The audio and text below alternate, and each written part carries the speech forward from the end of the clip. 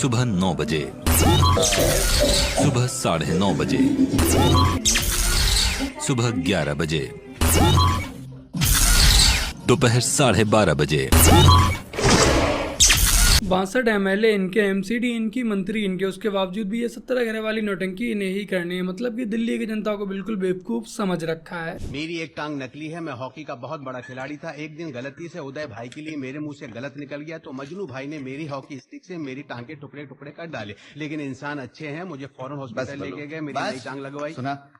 इस पार्टी का नाम आम आदमी पार्टी ना होकर फुल ड्रामेटिक पार्टी होना चाहिए। और मैं बता रहा हूँ कि इस बार इस पार्टी के लिए इनकी यही ड्रामेबाज नौटंकी ले डूबेगी। दिल्ली की जनता इतनी ही बेवकूफ नहीं है जितना इन लोगों ने समझ रखा है।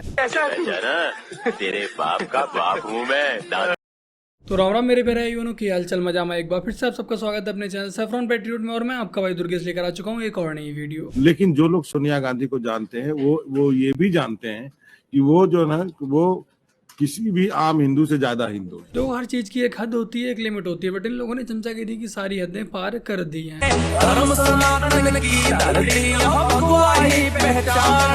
ये सड़क देखकर आपको कुछ याद आया क्या? कांग्रेस के शासनकाल में इसी को विकास कहा जाता था। भाइयों बहनों, ये संविधान है, ये हिंदुस्तान के वंचित लोगों की रक्षा करता है, आपकी रक्षा है। बीजेपी और आरएसएस, नरेंद्र मोदी इसको मिटाना चाहिए।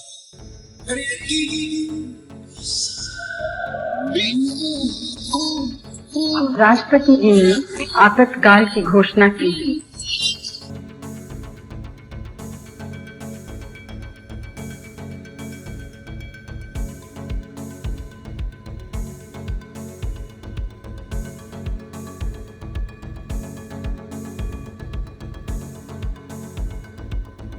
वैसे देखा जाए तो इनका बढ़िया है, पहले खुद ही संविधान की धज्जियां उड़ा दो, देश पे इमरजेंसी थोप दो, लोगों को बिना कसूर के उठाकर जेल में जबरदस्ती भर दो और फिर उसी संविधान की मरम्मत का ठेका भी खुद ही ले लो। भाई, मुसलमान के घर में मुसलमान पैदा होता है और ईसाई के घर में ईसाई पैदा होता है, लेकिन ये हिंदू के घर में साला सेकुलर कैसे क्या पैदा हो जाता है, कोई बताएगा? ये तो मुझे भी नहीं पता। यदि आपको पता हो तो कृपया करके कमेंट सेक्शन में अवश्य बताइएगा। एक होती है अफवाह और दूसरी होती है बड़ी अफवाह, और फिर आते हैं वो लोग जो ये बोलते हैं कि संविधान के पहले पेज पर श्री राम का फोटो है।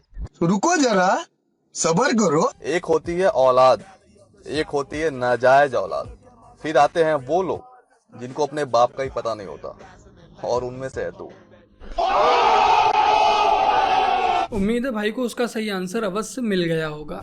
मैं सच कहूँ ना, आज का उसका परफॉर्मेंस देखता ना राजदीप तो हैरान हो जाता। अच्छा, इतना बेहतरीन बोला है उसने, मैं तो इतना हैरान रह गया। इनकी हिंदी बहुत अच्छी है और इनकी पूरी टीम बहुत अच्छी है। मैं यहाँ आता हूँ क्योंकि क्या है ना, आज की न्यूज की दुनिया में जो इतना आवाज है, इतना शोरगुल है, उसमें ललन टॉप थोड़ा अलग है और ये मुझे पसंद है। उन्होंने वाकई पत्रकारिता का एक जो नियम होता है उसे निभाया है। तो फिर वो तू क्यों नहीं फॉलो करता उसके? सारी उम्र में तो कर पड़े और तेरे पीछे ये जिंदगी सर्कस हो गई। नाना पाटेकर जी ने तो सही कहा, बट मैं आप लोगों को बता दूं कि ये दल्लन टॉप बाकी के न्यूज चैनल से भी 4 कदम आगे, क्योंकि जो अपना एजेंडा है, जो इसका प्रोपेगेंडा है, वो बहुत ही सॉफ्ट तरीके से चलाता, आपको पता भी नहीं लग पाता है। दिल्ली की जल मंत्री आतिशी जंगपुरा की भोगल कॉलोनी मेंशन पर बैठी हैं, लेकिन वहां के लोग कह रहे हैं कि भाई आतिशी सुबह 10 बजे धरना स्थल पर आती हैं, 2 बजे वापस चली जाती हैं, फिर वहां पर एक एसी व्यवस्था की गई है, वहां पर रहती हैं और फिर शाम को फिर आती हैं। जंगपुरा के लोगों का तो ये भी कहना है कि भाई यहाँ अनशन क्यों कर रही है, हमारे इलाके में तो पानी की कमी है ही नहीं, तो फिर उस जगह जाकर अनशन कीजिए जहां वाकई में पानी की दिक्कत है। जंगपुरा की भोगल कॉलोनी में इस समय दिल्ली की जल मंत्री का अनशन चल रहा है। क्या सोचना है दिल्ली के लोगों का इस अनशन के बारे में, पानी की समस्या के बारे में? अंकल जी, यहाँ पे आतिशी जी जो हैं वो अनशन कर रही हैं, आप भी देख रहे हैं, आपको लगता है कि पानी की समस्या का इससे हल निकलेगा? करेंगे। ये अनशन से पानी का कैसे हल हो जाएगा ये बताओ, क्योंकि ये अनशन में बैठी है तो पानी का समस्या कैसे हल होगी? अरे यहाँ बैठा कौन है? कौन भी नहीं बैठा हुआ। ये तो अब रास्ता बंद करके हम पब्लिक को परेशान कर रखा है। 1 घंटे के लिए आती है, एसी चल रहे हैं, बैठ के चली जाती है, शाम को फिर 1 घंटे के लिए आएगी और चल देगी। आप लगातार देख रहे हैं कि कुछ समय बिल्कुल कुछ नहीं, 1 घंटे के लिए आती है, सुबह और शाम 1-1 घंटा, इससे ज्यादा नहीं आती है। बेचारी जैसे तैसे ना चाहते हुए भी मजबूरी के चलते बेचारी 2 घंटे के लिए धरना देने जाती है। वहाँ भी जाकर एसी में बैठती है, उसके बावजूद भी इसकी तबीयत खराब हो जाती है और हॉस्पिटल में भर्ती करवाना पड़ता है। खैर कोई नहीं, इनका काम ही है ड्रामा करना। अब आइए आपको इनके ड्रामेबाज डॉक्टर से भी मिलवा ही देते हैं।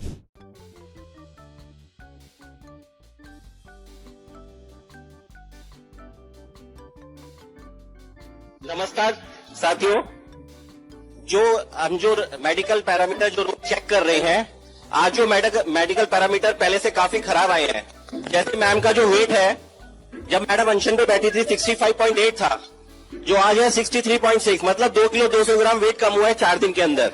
तो ऐसे में मैडम को हॉस्पिटल में एडमिशन होने की जरूरत है, लेकिन मैडम डिसाइड करेंगे कि मैडम अनशन पे रहेंगी या फिर हॉस्पिटल में। बहुत बहुत धन्यवाद हमारे जो डॉक्टर की टीम है उनका। और मैम का जो कीटोन है वो भी लगातार बढ़ रहा है, कल भी प्लस था और आज भी प्लस है, और जिसकी वैल्यू 1.5 है अभी। जेल का जवाब वोट से, जेल का जवाब वोट से, जेल का जवाब वोट से, जेल का जवाब वोट से, जेल का जवाब वोट से। अरविंद केजरीवाल जिंदाबाद। हम लोग प्रोटेस्ट कर रहे थे पटेल चौक मेट्रो स्टेशन पे। हम ऑल डॉक्टर जो कि मोर देन 50 डॉक्टर यहाँ पे आए हुए यहाँ पे प्रोटेस्ट कर रहे थे, और हम लोगों को डिटेन किया जा रहा है शांतिपूर्वक। हम अपना भ्रष्टाचार के खिलाफ जो प्रोटेस्ट कर रहे थे, अब हमें पता नहीं कहाँ।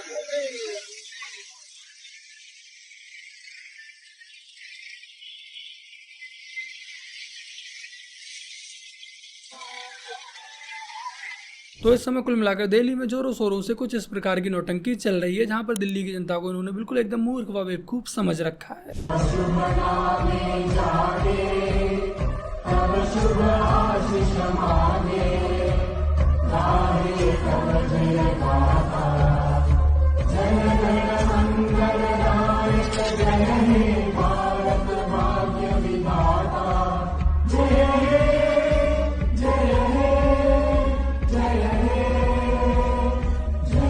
इस मजहब का कोई भी व्यक्ति किसी भी ओहदे पर पहुंच जाए, देश की जनता उन्हें अपनी पलकों पर बैठा के रखे, चाहे देश की जनता उन्हें फर्श से अर्श पर पहुंचा दे, बट जो मजहबी है वो एक मजहबी जिहादी का जिहादी ही रहता है। वो मजहबी कभी भी देश के प्रति वफादार नहीं हो सकता, वो सिर्फ और सिर्फ अपने मजहब के प्रति वफादार रहता है। जय श्री राम। मेरा नाम विक्रम कुमार बागड़े है। मैं मध्य प्रदेश के मंदसौर नीमच जिले से आता हूँ, और यहाँ के आसपास के जितने भी वनवासी क्षेत्र हैं, यहाँ पिछले 5 वर्षों से मैं शिक्षा और संस्कार पर कार्य कर रहा हूँ। मैंने जब यहाँ पर पहली बार शुरुआत की थी, तो इन बच्चों को न शिक्षा के बारे में इतनी जानकारी थी, न ही संस्कार के बारे में थी। बेशक गवर्नमेंट की बहुत सारी स्कीम्स हैं, बेशक गवर्नमेंट इनके लिए बहुत कुछ कर रही है, लेकिन इनकी जो जनप्रतिनिधि है वो तो शायद यहाँ पर कभी कभार आते होंगे या अपने चुनावी स्वार्थ के पीछे इनसे आधा सच आधा झूठ बोलते होंगे। लेकिन मेरी मंशा ये है कि मैं इनको वनवासी न रहने दूं, मैं इनको पिछड़ा न रहने दूं, और इसी सोच इसी भावना के साथ मैं पिछले 5 वर्षों से इनके अंदर जाकर कार्य कर रहा हूँ। मैं यहाँ पर सनातनी बाल सभा के माध्यम से सभी बच्चों को एक जगह बिठाता हूँ, उनको शिक्षा उनके जीवन में कितनी जरूरी है इस बारे में बताता हूँ, संस्कार उनके जीवन में कितने महत्वपूर्ण है ये बताता हूँ, और इस सभा में इनके माँ बाप भी बैठते हैं, इनके घर परिवार के लोग भी बैठते हैं। अब आज से 2 वर्ष पहले हमने 28 बच्चों का सरस्वती शिशु मंदिर में प्रवेश करवाया था, जिसमें से ऐसे बहुत सारे बच्चे अभी हैं जिनका डबल प्रवेश नहीं हो पाया। बहुत सारे लोग जिन्होंने इनका प्रवेश करवाया था, अब उनके निजी जीवन में समस्याएं हैं, इस वजह से वो इनका डबल प्रवेश नहीं करवा पा रहे थे 3री कक्षा में। तो मैं आपसे निवेदन करूंगा, यदि आप में क्षमता है, सामर्थ्य है, और आप एक बच्चे का भी शिक्षा का व्यय 1 वर्ष के लिए उठा सकते हैं या 12th तक उठा सकते हैं, तो ये मेरी जानकारी है, आप मुझसे संपर्क करें। आपको बच्चे की पूरी जानकारी मिल जाएगी, फीस जमा होने के बाद फीस की रसीद मिल जाएगी, बच्चे का जो रिपोर्ट कार्ड होता है वो आपको मिल जाएगा। आप कभी भी 1 वर्ष में या 1 वर्ष के बाद जब आप प्रवेश इनका कंटिन्यू रखेंगे, तो आकर स्वयं भी जानकारी ले सकते हैं या किसी के माध्यम से भी जानकारी निकलवा सकते हैं। बच्चा आपका सरस्वती शिशु मंदिर में ही पढ़ेगा। आपके मन में किसी भी तरीके का कोई डाउट हो, कोई शंका हो, तो ये हमारी जानकारी है, आप हमसे संपर्क करके सारी जो भी आपकी जानकारी है, आपके जो सवाल है वो पूछ सकते हैं। उसके बाद भी अगर आपके मन में कुछ रहता है तो आप स्वयं भी आकर जो हम काम कर रहे हैं पिछले 5 सालों में वो देख सकते हैं।